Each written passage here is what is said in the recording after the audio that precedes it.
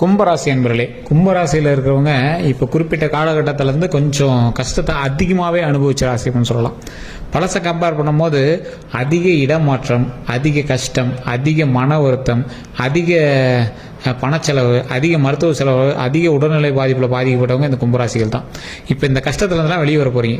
எந்தெந்த கஷ்டத்துலேருந்து? பண கஷ்டம் இனிமேல் வராது, கவலையை நீங்களாம். உடல் ரீதியான கஷ்டங்கள் இனிமேல் வராது, அது சரியாயிடும். மன கஷ்டமும் எல்லாமே இனிமேல் சரியாயிடும். உடல் கஷ்டமும் எல்லாமே சரியாயிடும். அதே மாதிரி ரொம்ப மன உறுதியிலேருந்து வெளியே இருந்திருந்தீங்க அப்படின்னா அதுவும் சரியாயிடும். பதட்டம், மன பிரச்சனை, இது எல்லாமே இருக்கிற எல்லா பிரச்சனையுமே சரியாகக்கூடிய ஒரு நேரம்.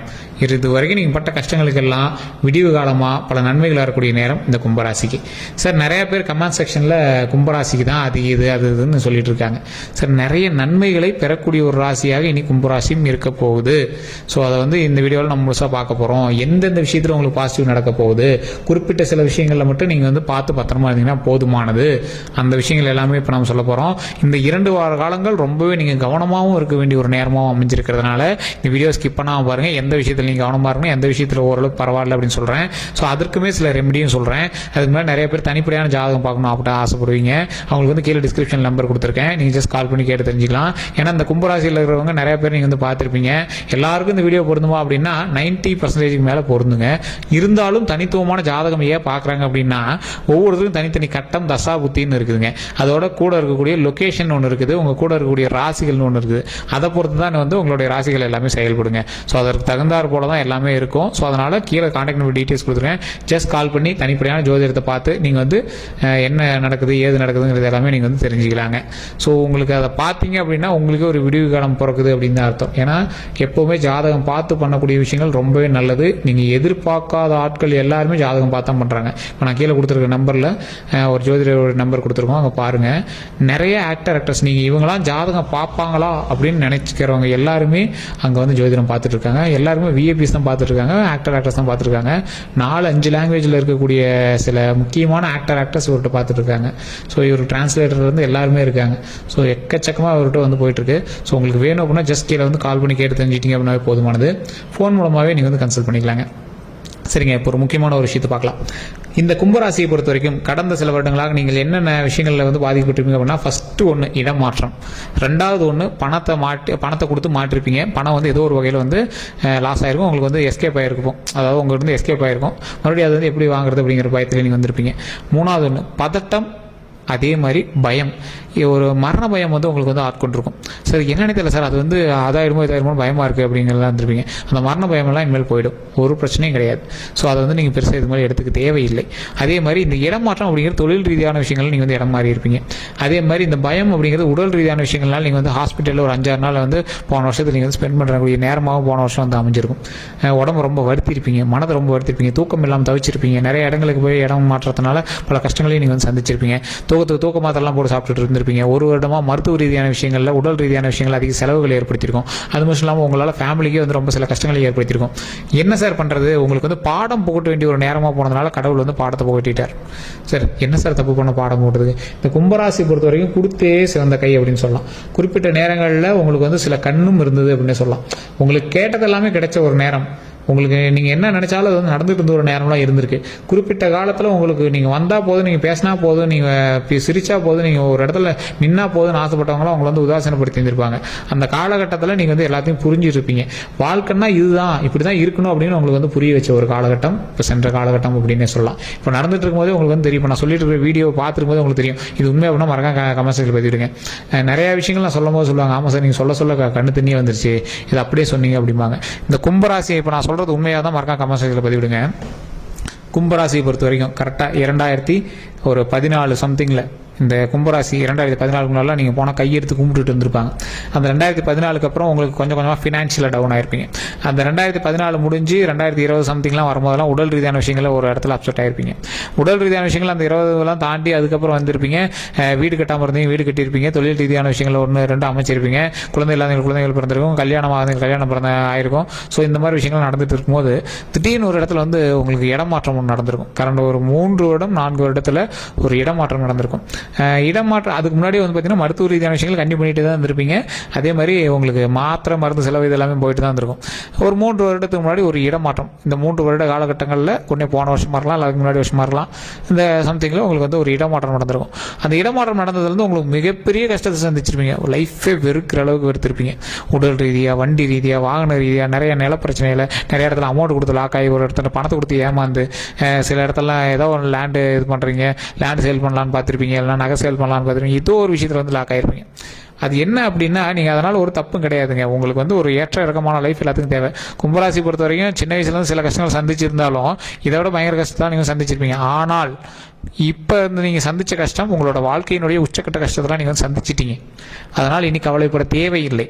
மன உறுதியாக உங்களை வந்து வெளியே பார்த்து உங்களுக்கு இதுதான் லைஃப், இப்படி தான் இருக்கணும் அப்படின்னு உங்களுக்கு வந்து சொல்ல வைக்கக்கூடிய ஒரு நேரம்.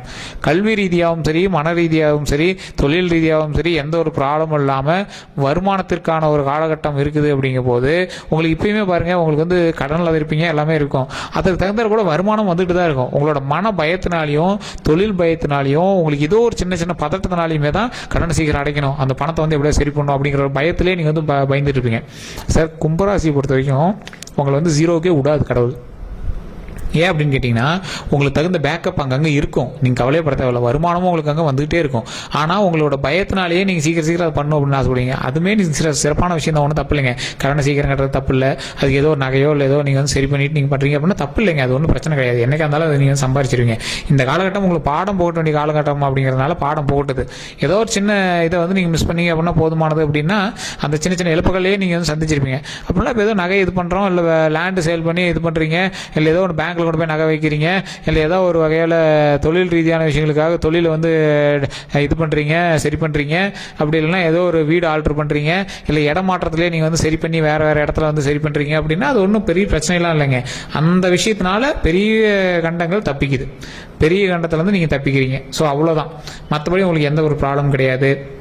நீங்கள் வணங்க வேண்டிய தெய்வமானது உங்களுடைய குலதெய்வம். குலதெய்வத்தை வணங்கினா மிகப்பெரிய நன்மை கிடைக்கும். ஸோ குலதெய்வத்திட்டு போய் மண்டிட்டு இதுவரை செய்த தவறுகளுக்கு மன்னிப்பு கேட்டு நல்லா வணங்குங்க. அதே மாதிரி இப்போ குறிப்பிட்ட காலத்தில் நீங்கள் வணங்க வேண்டிய முக்கியமான 2 தெய்வங்கள் எது அப்படின்னா, விநாயகர் மற்றும் ஆஞ்சநேயர்.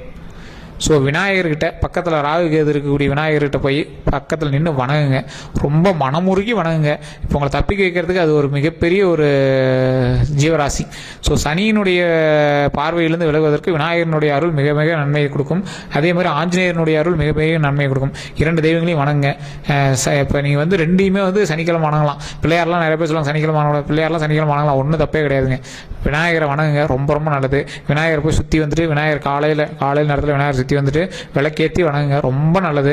அதே மாதிரி ஆஞ்சநேயர் நீங்கள் வந்து சனிக்கிழமை நாட்களில் போய் வணங்குங்க. ஏதோ ஒரு விஷயம் வந்து ஆஞ்சநேயருக்கு செய்கிறோம், என்னால் முடிஞ்சதை நான் செய்கிறேன் அப்படின்னு செய்யுங்க. கண்டிப்பாக ஆஞ்சநேயர் மிகப்பெரிய நன்மை தருவார். சனி பகவான்கிட்டேருந்து ஒருத்தர் தப்பிக்கணும் அப்படின்னா ஆஞ்சநேயர் மற்றும் விநாயகர், இவங்க 2 பேர்லேருந்து நீங்கள் வரம் வாங்கினீங்க அப்படின்னா ஆட்டோமேட்டிக்காக தப்பிக்கலாம்.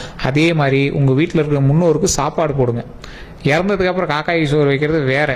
வாழும் போதே உங்களோட முன்னோருக்கு, உங்களுடைய ரத்த சம்பந்தமான முன்னோர்களுக்கு, வயதானவர்களுக்கோ யாரோ ஒருத்தருக்கு நீங்கள் சாப்பாடு போட்டுட்டு இருந்தீங்க அப்படின்னா எந்த ஒரு ப்ராப்ளமே வராதுங்க. ஒரு மிகப்பெரிய சீக்கிரட்டே அதுதான். நிறையா பேருக்கு தெரியாத ஒரு விஷயம். வயசானவங்களுக்கு சோறு போட்டுட்டு இருந்தீங்க அப்படின்னா உங்களுக்கு எந்த ஒரு ப்ராப்ளமே வராது. 7.5 சனியில் இல்லை சனி பகவானோட காலகட்டத்தில் எந்த ஒரு பிரச்சனையுமே தராத ஒரு காலகட்டம் அப்படின்னா உங்களுடைய முன்னோர்களுக்கு நீங்கள் சோறு போடுவது. இறந்த முன்னோர்களுக்கு வந்து சாமி படையல் போட்டு ஒரு நாள் கும்பிட்றதெல்லாம் வேஸ்ட்டு. அதை நீங்கள் அப்படி கும்பிட்றீங்க அப்படின்னா, நீங்கள் அதுக்கு முன்னாடி செய்யாமல் விட்டுருந்தீங்க அப்படின்னா செஞ்சிங்கன்னா ஓரளவுக்கு பரவாயில்ல. அதே மாதிரி வருடத்துக்கு ஒரு டைம் நீங்கள் வந்து செஞ்சீங்க அப்படின்னா ரொம்பவே பரவாயில்ல.